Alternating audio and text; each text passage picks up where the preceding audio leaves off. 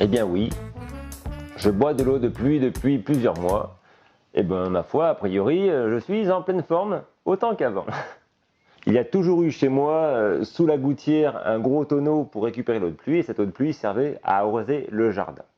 Depuis quelque temps, je suis frustré quand il pleut beaucoup de voir l'eau du tonneau de pluie qui déborde, voir cette ressource locale gratuite, la voir partir, je la gaspille, finalement je ne l'utilise pas. Et d'un autre côté, j'achète une eau qui a été traitée, qui a été industrialisée avec du chlore, des filtrations, puis qui vient de loin, pour au final, en partie, faire caca dedans. Et l'année dernière, je me suis dit, Barnabé, sois cohérent, emmène cette eau gratuite que tu gaspilles dans ta maison pour l'utiliser. Nous avons acheté une cuve en PVC, en plastique, de 3600 litres pour 1000 €. J'aurais aimé l'acheter en béton, mais on n'aurait pas pu la placer au bon endroit, c'était de l'autre côté de la maison, donc on s'est rabattu sur cette cuve en plastique, mais elle avait pas mal d'avantages. Le premier, c'est qu'elle a un pré-filtre à l'intérieur, elle a aussi une crépine avec un flotteur qui permet de prendre l'eau 10 cm sous la surface, et l'eau quand elle arrive au fond, donc les particules lourdes sont censées se déposer au fond et les autres flotter pour partir par le trop-plein. L'avantage d'enterrer une cuve, c'est bien évidemment qu'en hiver, l'eau à l'intérieur ne va pas geler à aucun moment. En été, l'eau à l'intérieur ne sera pas trop chaude, donc il ne va pas se développer trop de bactéries. Et puis surtout, à l'abri de la lumière, il n'y aura pas d'algues qui vont se développer.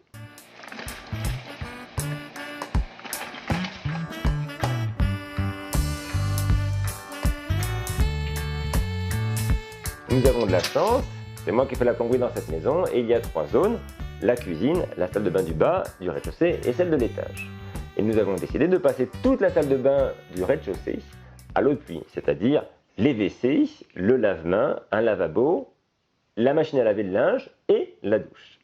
Pour utiliser l'eau contenue dans la cuve dans la salle de bain, nous avons été obligés d'acheter un surpresseur. Un surpresseur, c'est une grosse pompe avec une citerne, et dans cette citerne, il y a un ballon. Et la pompe se met en route, presse, le ballon rempli d'air, bien évidemment, avec l'eau autour. Et dès qu'on ouvre un robinet, c'est la pression contenue dans le ballon qui relargue l'eau dans les robinets pour qu'on ait une pression à peu près constante. Du coup, le surpresseur se met en route, on va dire, tous les 5-10 litres. Et ça, c'est sympa. Et dessous, sous les pins, nous avons mis des cils en bloc pour que ça fasse un petit peu moins de bruit dans la maison. Mais ce bruit-là, moi je l'aime bien parce que chaque fois qu'il tourne, je sais que j'utilise de l'eau de pluie. Et si un jour j'ai une fuite dans un WC, au milieu de la nuit, si j'entends boum, que ça marche, c'est qu'il y aura une fuite, ce qui n'est pas le cas avec l'eau de ville où on n'entend rien quand on consomme.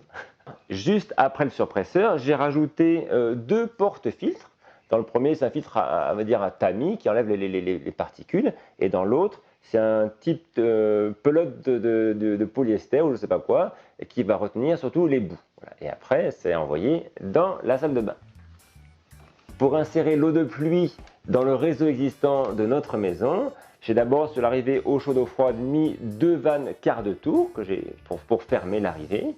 Ensuite, j'ai mis 2 clapets anti-retour pour qu'à aucun moment l'eau de pluie ne contamine le réseau. Et c'est ensuite que j'ai mis 2 T.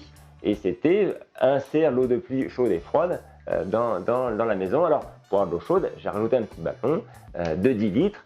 Chaque fois que je prends une douche, je l'allume, et puis au moment de prendre la douche, je l'éteins. Comme ça, il marche juste un petit peu, 1 à 2 fois par jour, suivant nos besoins.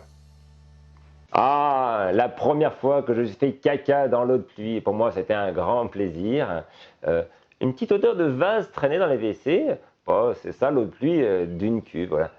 Ah, le premier brossage de dents, c'était quelque chose, on avait un petit peu d'appréhension, mettre de l'eau de pluie dans sa bouche qui n'a pas été traitée. On a eu un peu d'appréhension, mais bon, maintenant, on fait ça sans souci. Mais on a écrit sur le robinet, attention, eau non potable. Donc quand on a soif, ben, c'est pas l'eau du gobelet, on s'en sert pour rincer, mais on ne la boit pas. Et pour l'instant, pas de souci. Le lendemain, on a lancé une machine pour laver le linge. Pas d'odeur particulière, on était super contents. Et le soir, moi j'ai pris une douche. Et j'ai été étonné que ça dure aussi longtemps, parce qu'avec seulement 10 litres d'eau très chaude et une petite pièce de monnaie que j'avais mis en sortie du robinet de 2 centimes percée, j'ai fait un tuto d'ailleurs sur le sujet. Alors ça coule pas très fort, mais c'est très très confortable. La douche a au moins duré 5 minutes. Je me suis régalé et c'était vraiment très très sympa pour moi d'utiliser mon eau de pluie pour me laver mon corps. Quand on dépense 1500 € pour stocker de l'eau de pluie et puis l'envoyer dans la maison, moi je me suis dit j'aimerais bien en consommer encore un peu plus pour être plus autonome. Du coup j'ai rajouté un tuyau pour envoyer l'eau de pluie dans la cuisine. Et là j'ai alimenté le lave-vaisselle.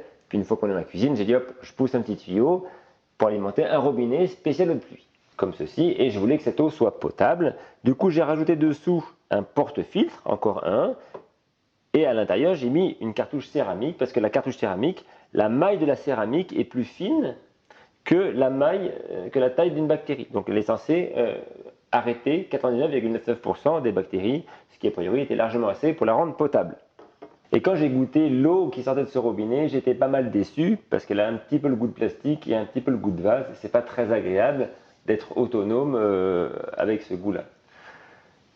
Et en plus, on n'était pas si autonome que ça parce qu'il faut du 220 volts, n'oubliez pas le surpresseur pour alimenter ce robinet. Du coup, on a créé cette zone qui est plus résiliente parce que l'eau de pluie arrive directement dans cet évier. Et quand j'appuie sur la pompe, eh ben, ça envoie de l'eau directement ici pour se laver les mains ou pour faire la vaisselle. Et l'eau du l'évier s'en va dans une petite poubelle. Et cette poubelle sert à, on ne va pas gaspiller de l'eau, sert à arroser les plantes du jardin.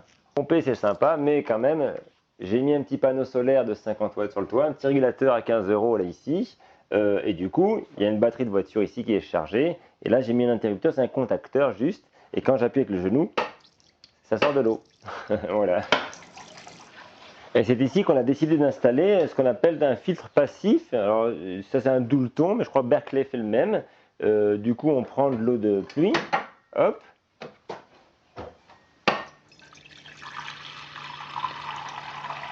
Voilà, et on ouvre dessus et on met à l'intérieur. Voilà, hop. Et ben voilà, c'est cette eau que j'ai bu en début d'épisode. Là pour mes enfants, elle a le goût de neige, c'est normal, il n'y a pas grand chose dedans. S'il n'y a pas le goût de plastique ni de vase, c'est qu'à l'intérieur des filtres qu'on a vus tout à l'heure, il y a du charbon actif qui absorbe quasiment toutes les petites particules justement qui pourraient, de plastique ou de vase, qui pourraient encore être présents et donner du goût à l'eau.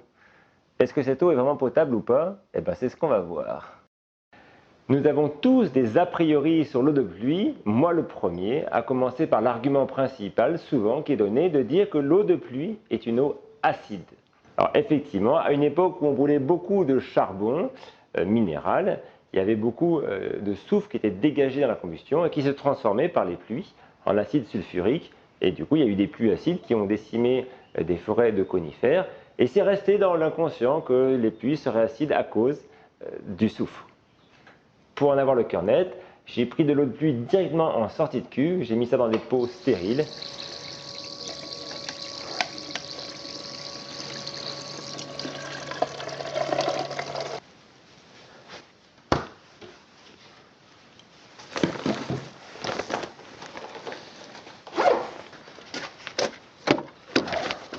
Et je l'ai emmené dans un laboratoire indépendant pour savoir qu'est-ce qu'il en était. Et effectivement, mon eau est légèrement acide, 6,2.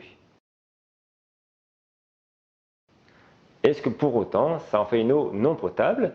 Je vous laisse découvrir les chiffres que j'ai trouvés sur Wikipédia. Là, j'ai vu que le jus de citron, finalement, c'était plutôt un pH entre 2 et 3. Le Coca-Cola, pareil. Le vinaigre, après un 3. Le jus d'orange et le jus de pomme, 3,5. Le vin, 4. La bière, 4,5. Oups, le café, 5.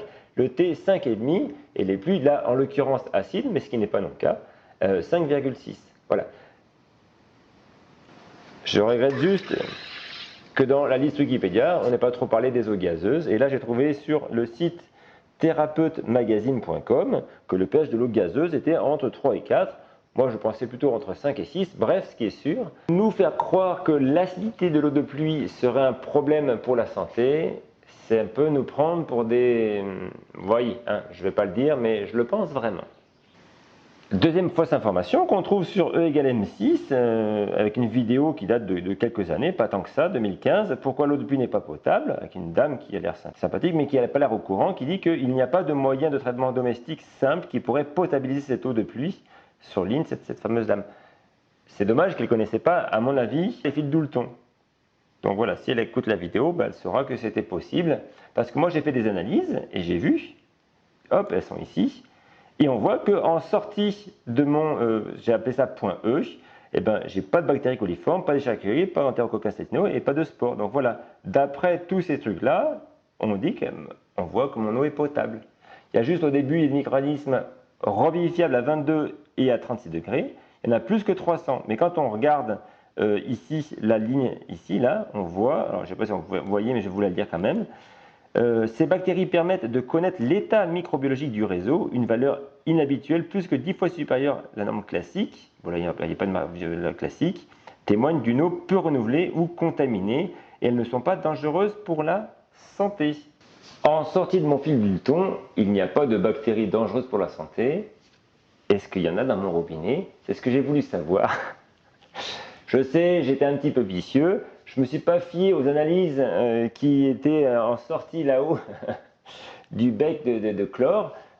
J'ai voulu savoir ce qu'il y avait ici. Alors, comme je ne mets pas ma bouche ici pour boire de l'eau, moi, ce que je fais, je prends toujours l'eau dans une carafe. C'est toujours la même carafe. Voilà. Et je pose ça la nuit. Pourquoi je le pose toute la nuit ici? Parce qu'un jour, ça avait tellement de gouttes de chlore que j'ai appelé le service des eaux. J'ai dit, c'est vraiment dégoûtant, vous exagérez. On m'a dit, le chlore, monsieur, on en met beaucoup ici parce qu'il faut qu'on aille jusqu'à la fin du réseau. Et vous êtes en début de réseau, c'est normal, ça en est beaucoup. Ne vous inquiétez pas, c'est pas mauvais pour la santé. Ah bon? Et deuxièmement, si ça vous gêne, vous remplissez une carafe d'eau et vous la laissez ventiler. Et avec la lumière, à un moment, le chlore s'en va. Donc voilà, c'est ce que j'ai fait. J'ai pris cette eau-là et après, c'est cette eau-là que j'ai fait analyser. Et alors, surprise, dans cette eau que je bois depuis maintenant 10 ans ici, eh ben, il y a plein, entre autres, des entérocoques intestinaux. Yes.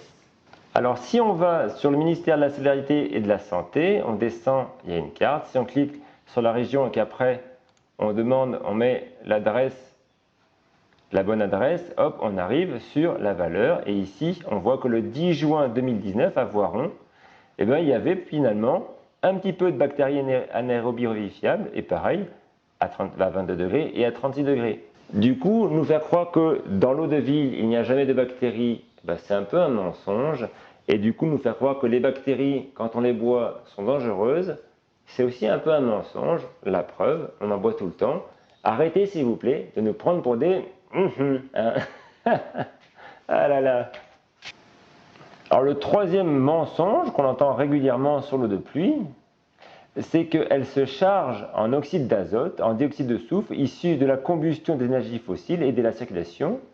Et elle récolte aussi les nitrates émis par les activités agricoles. Youpi! Alors là, c'est carrément le pompon, car quand je regarde les analyses de mon eau de ville et de mon eau de pluie, je vois que mon eau de ville est 10 fois plus polluée en nitrates et sulfates que mon eau de ville, ce qui a priori n'aurait jamais dû exister, en tout cas pas proche de Grenoble. Aïe aïe aïe. Bien évidemment, tout le monde sait que les engrais, on ne les met pas dans l'air, on les met en granulés sur le sol, et ce n'est pas des grains de sable ni un peu d'argile qui va filtrer ces particules extrêmement fines que sont les sulfates et les nitrates. Du coup, la question, c'est comment ça se fait qu'on nous dit exactement le contraire de ce que moi j'ai observé chez moi. Mon fils me répond business is business, papa. C'est quoi business is business dans cette histoire-là? Eh bien, il me dit les gens qui vendent de l'eau du robinet se font beaucoup d'argent et avec cet argent, ils payent des gens pour dire juste ce qui les arrange et ça n'a aucun rapport avec la réalité. Business is business. Et là, je me suis dit yes, c'est cool la vie. On nous a fait croire que l'acidité de l'eau de pluie était dangereuse pour la santé. On a essayé de nous faire croire qu'il y avait plus de polluants dans l'eau de pluie que dans l'eau de ville, ce qui n'a pas été le cas chez moi. Et on nous a fait croire qu'il était difficile de filtrer les bactéries dans l'eau de pluie, ce qui n'a pas été mon cas non plus. Un autre argument mis souvent en avant pour nous faire peur et nous dissuader de boire de l'eau de pluie, c'est de nous parler de la faible minéralisation de l'eau de pluie. Un argument relativement démoralisant pour la plupart des gens. Alors effectivement, quand je regarde l'analyse de mon eau de ville, je vois que sa conductivité est égale à 550 microsievens par centimètre. C'est une valeur qui est censée représenter l'ensemble des minéraux qu'il y a dans mon eau, car si une eau n'a pas de minéraux, elle n'est pas conductrice. Et on voit que la valeur de référence ici est entre 200 et 1100. Et quand je regarde la valeur de la conductivité de mon eau de pluie, on est à 13. Alors, du coup, j'ai essayé de regarder ailleurs s'il y avait d'autres informations sur la valeur limite de potabilité d'une eau. Et je suis tombé sur le site Autarcie, O avec E-A-U, un site riche d'informations qui ont une grande expérience sur l'eau de pluie et qui là parle de eau biocompatible, donc une eau que l'on peut boire et être en vie et en bonne santé. Et là, pour eux, la limite inférieure de conductivité est de 10 microsievens par centimètre. Alors, le plus surprenant encore, c'est que je suis allé voir sur le site de naturalistic.fr et la rubrique eau et conductivité de l'eau, j'ai réussi à lire ceci. L'eau idéale pour la santé, c'est plutôt maximum 160 microsievens, alors que si vous vous souvenez, dans l'eau de ville proposée, c'était minimum 200. Alors du coup, max 160 ou minimum 200, c'est un petit peu contradictoire. Et si on va un petit peu plus loin sur ce site, on peut lire ceci. Si la valeur de la conductivité est supérieure à 500, l'eau est dite carrément non recommandée. Bon, bah, du coup, eux, ils disent que c'est dangereux de boire l'eau de mon robinet. Alors que ceux qui vendent mon eau de mon robinet me disent c'est dangereux de boire mon eau de pluie. C'est pas facile de s'y retrouver. Ouf, je peux boire mon eau de pluie sans mettre en danger ma santé, c'est sympa, mais je me trouve très proche de la limite. Je n'aurais pas eu ce problème si j'avais une cuve en béton, parce que la cuve en béton aurait reminéralisé un petit peu l'eau. Mais bon, c'est comme ça. Est-ce qu'il est dangereux de boire de l'eau déminéralisée? Je vous propose le témoignage de Mathieu et Amandine qui ont bien voulu se prêter au jeu de la caméra, car ils boivent de l'eau distillée depuis 4 ans en famille. Allez, en image. Toi, tu bois de l'eau distillée depuis maintenant 4 ans. 4 ans. Ouais. Alors, distillateur, on fait bouillir l'eau, on la fait refroidir, donc on n'a plus que de l'eau pure ici, normalement. D'accord. Donc on prend 4 litres d'eau du robinet, on les verse à l'intérieur. Donc avant chaque passage, je fous un coup de raclette. D'accord. Et là, tu vois ce qu'on extrait. Donc ça, c'est une fois par an, on sort un bocal. Ah, mais c'est dégoûtant ça. Ouais, tu veux te minéraliser avec? Non, merci. Donc ça, c'est ce qu'on appelle les résidus à sec. C'est marqué sur les bouteilles d'eau minérale. Et du coup, ça consomme quoi là? C'est marqué 600 watts pendant 5 heures. Pendant 5 heures. Ça fait 3 kWh pour faire 4 litres d'eau. 4 litres d'eau. Ouais, ça fait un peu 10-15 centimes le litre. Enfin, bien moins cher qu'une bouteille d'eau en tout cas. Ouais, sans plastique. Sans plastique. Vous buvez que de l'eau distillée? Oui. Et pourquoi boire que de l'eau distillée? C'est parti d'où l'idée? On est dans une région où il y a beaucoup de vignes, donc beaucoup de pesticides. D'accord. Et l'eau est captée au bord de la rivière, Oui. donc on sait qu'elle est polluée. Le Gardon? Voilà. D'accord. Donc ça nous a poussé à trouver un moyen d'enlever tous ces pesticides autres qu'une carafe, Brita. On ne sait pas trop leur efficacité et puis il faut en consommer beaucoup. D'accord, puis les jeter. Voilà. Ouais, ça pollue. D'accord. On voulait être certain d'avoir une eau où il n'y ait aucune toxicité pour les enfants. Pour faire le lait végétal nous-mêmes. C'est toi qui faisais le lait végétal? Voilà, avec du souchet. Du souchet? C'est quoi ce souchet ça? C'est l'amande de terre. C'est quoi? C'est une tubercule qui est assez sucrée et assez grasse, qui imite bien le lait maternel. D'accord. Et ça vient de loin? C'est surtout les Espagnols. Ah, donc c'est même pas très loin. Ils appellent ça el chufas. Du coup, vous buvez l'eau distillée pure, ou juste comme ça? Pure, non, ça n'a pas de goût, quoi, ce qui est normal. Donc on rajoute du citron, de la menthe, Ou Ou on aime bien mettre du concombre aussi. On se fait des eaux aromatisées finalement. Voilà, il y a un bout de citron. Citron et menthe. de la verveine aussi, non? Citron, menthe, verveine ou une rondelle de concombre. Ouais, C'est de l'eau rondelle de concombre, aromatisée, c'est top. sans sucre. Et vous n'avez pas peur de vous déminéraliser à force de boire de l'eau distillée? Non, les minéraux, on les trouve dans les légumes. Ou les algues. C'est hyper minéralisé. Parce que quand même, c'est ce qui se dit. On entend souvent que boire de l'eau de pluie, ça déminéralise le corps. Est-ce que c'est vrai ou est-ce que c'est pas vrai? Ben, moi je pense que si tu es en manque de fer, il vaut mieux manger du persil ou manger des algues qui sont riches en fer plutôt que de sucer un clou, par exemple. D'accord, du coup, c'est pas les minéraux qui sont importants pour le corps, ils sont pas dans l'eau, ils sont dans les légumes, c'est ça qu'on mange. Bah oui. Bon, bah super. Alors moi, je vous ai amené mon eau de pluie qui est filtrée. Et Ah oui. pour vous la faire goûter, vous me dites ce que vous en pensiez. Donc tu vas goûter la nôtre. Mais elle n'est pas aromatisée par contre. Ah oui.